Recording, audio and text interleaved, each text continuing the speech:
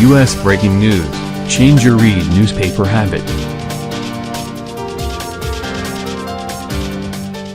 People born in New York City who do not identify their gender as either male or female would have the option of choosing a third category for their birth certificates under a new proposal. Mayor Bill de Blasio and City Council Speaker Corey Johnson said the new category of X would be available through the proposal, which is expected to be introduced by Johnson on Thursday with public hearings to be held later this month. Currently, if parents of a newborn do not want to identify a sex, they can say the sex of the child is undetermined or unknown. The X category would be something adults could choose for their own birth certificate. If it passes, New York City will join California, Oregon and Washington in having the third category on birth certificates, while Washington, D.C. allows it on driver's licenses. Both elected officials noted that June is Lesbian, Gay, Bisexual, and Transgender Pride Month.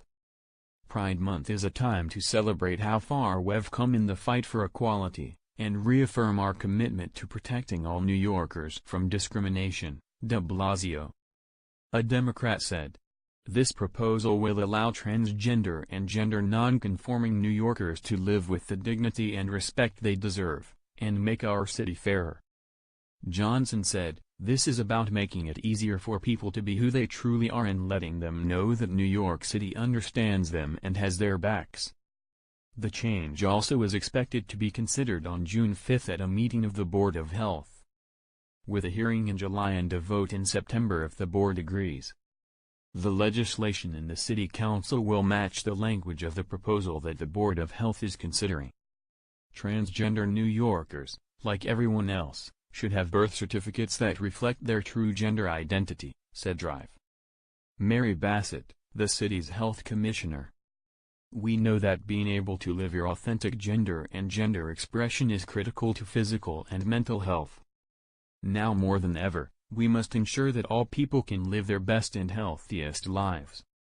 Johnson, a Democrat, also introduced legislation in 2014 that removed the requirement for a person looking to change his or her gender designation on a birth certificate to have undergone sex reassignment surgery.